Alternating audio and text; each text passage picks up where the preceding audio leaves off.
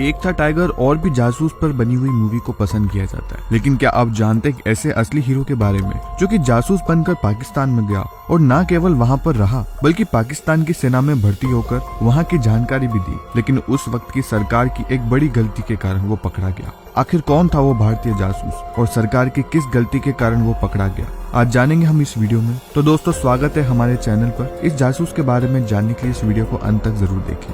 जासूस तो बहुत देखे होंगे पर इस जैसा जासूस शायद ही देखा होगा। रविंद्र कौशिक यूँ तो एक बहुत अच्छे कलाकार थे, पर उनकी कला का सही इस्तेमाल इस देश के लिए हुआ। राजस्थान के गंगानगर में रहने वाले रविंद्र कौशिक को बचपन से ही नाटकों में हिस्सा लेने का बड़ा शौक था। 1972 में रविंद्र कौशिक ने लखनऊ के एक यूथ फेस्टिवल में हिस्सा लिया। इस फेस्टिवल के एक नाटक में रविंद्र एक भारतीय जासूस का रोल निभा रहे थे जो चीन में फंस जाता है और फिर यातनाएं सहते हैं। रविंद्र कौशिक की सबसे बड़ी खासियत यह थी कि वो रूप बदलने में माहिर थे और बड़ी आसानी से किसी भी रूप में आ जाते थे। उस नाटक को देखने के लिए कुछ रॉक एजेंट भी आए हुए थे और उन्होंने रविंद्र कौशिक को दिल्ली आने के लिए कहा और वो रविंद्र कौशिक की एक्टिंग को देखकर बहुत ज्यादा प्रभावित हुए।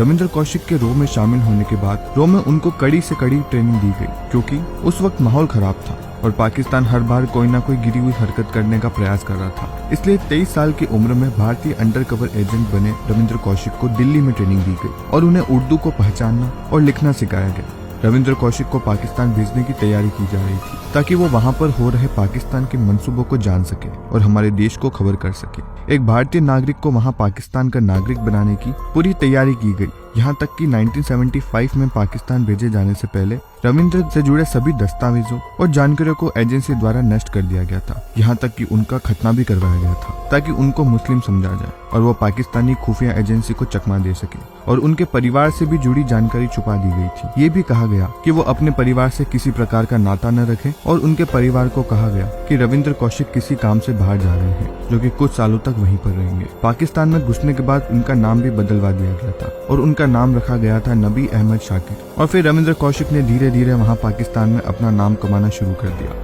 और इस जासूस ने अपने रहने के लिए लाहौर को चुना था। मिशन बहुत बड़ा था तो बस वही रहने लगे। और तो और रविंद्र कौशिक ने लोगों की नजरों से बचने के लिए लाहौर के एक बड़े कॉलेज में दाखिला ले लिया। उन्होंने कॉलेज में भर्ती होने के लिए नकली दस्तावेज भी तैयार करवाए और फिर वहीं से उन्होंने LLB की पढ़ाई शुरू कर दी। इस महान जासूस ने न केवल वहां पर पढ़ाई की बल्कि डिग्री भी ली, ये तो बड़ी सफलता की। उसी दौरान पाकिस्तानी सेना में भर्तियां शुरू हो गई थी और फिर LLB की डिग्री के कारण रविंद्र कौशिक को पाकिस्तानी आर्मी में अधिकारी का ओहदा मिला। इस तरह आखिरकार हिंदुस्तानी जासूस रविंद्र कौशिक पाकिस्तानी फौज का अधिकारी नबी अहमद बन गया और यहीं से शुरू हुआ हमारे टाइगर का असली मिशन। सेना में रविंद्र कौशिक की एंट्री से हमारे देश का जासूस पाकिस्तानी फौज के राज पता करने का जरिया बनने वाला था, क्योंकि पाकिस्तान की फौज में उस वक्त बहुत ज्यादा भर्तियां चल रही थी। इसे रविंद्र के लिए जानकारी जुटाना आसान भी था और मुश्किल भी था। मुश्किल इसलिए था क्योंकि रविंद्र एक अधिकारी थे और उनके लिए जानकारी जुटाकर हमारे देश तक भेजना मुश्किल था, और फिर पाकिस्तानी सेना का भरोसा भी उन्हें बुरी तरह जीतना था। इसलिए रविंद्र कौशिक ने पाकिस्तानी फौज के एक बड़े अधिकारी की बेटी अमानत से शादी कर ली,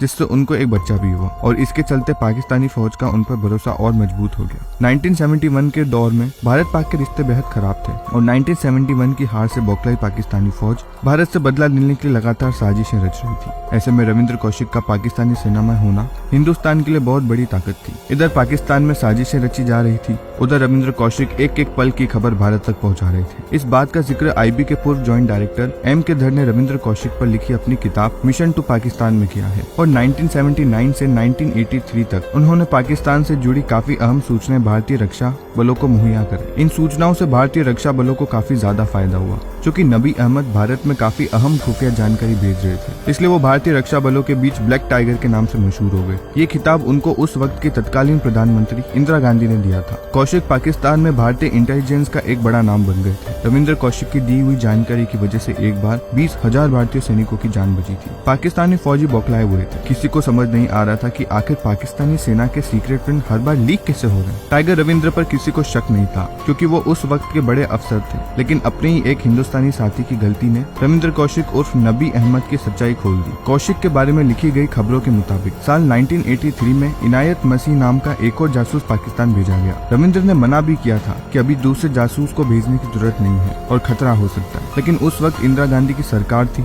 और वो नहीं मानी और रविंद्र कौशिक की मदद के लिए एक और जासूस भेजा गया। वो जासूस रविंद्र कौशिक से पाकिस्तान के बारे में खबरें लेकर उस जासूस को देते ताकि वो भारत में खबर पहुंचा सके। लेकिन उस जासूस की एक गलती के कारण उसे पाकिस्तान की खुफिया एजेंसी ने पकड़ लिया। मसीह डर के मारे पाकिस्तानी खुफिया एजेंसी को कौशिक की असलियत बता देता है और फिर रविंद्र कौशिक की हकीकत पता चलते ही पाकिस्तानी फौज के बड़े अधिकारियों और अफसरों के होश उड़ गए। उन्हें यकीन नहीं हुआ कि कोई भारतीय जासूस उनकी फौज में इतने लंबे वक्त से काम कर रहा था और उन्होंने रविंद्र कौशिक को पकड़ लिया। फिर कौशिक को पाकिस्तानी सेना के सियालकोट सेंटर में रखा गया। वहाँ उनसे भारतीय सेना के राज उगलवाने की कोशिश की गई और लगातार कौशिक को टॉर्चर भी किया गया। लेकिन पाकिस्तानियों के हर जुल्म और यहाँ तक कि 3rd डिग्री टॉर्चर को झेलने के बावजूद कौशिक ने मुंह तक नहीं खोला। रविंद्र कौशिक के कुछ न कहने पर पाकिस्तानी सैनिक नाराज हो गए और सियालकोट सेंटर से उन्हें 1985 में मियांवाला जेल में भेज दिया गया। वहाँ उन्हें अंधेरे कमरे में रखा गया, पर जेल के बेड़ियों के ऊपर से रविंद्र कौशिक पर पानी बरसाया जाता। उन्हें 12 दिन तक खाने को कुछ नहीं दिया जाता। उन्हें खिलाया सिर्फ उतना ही जाता जिससे वो जी सके।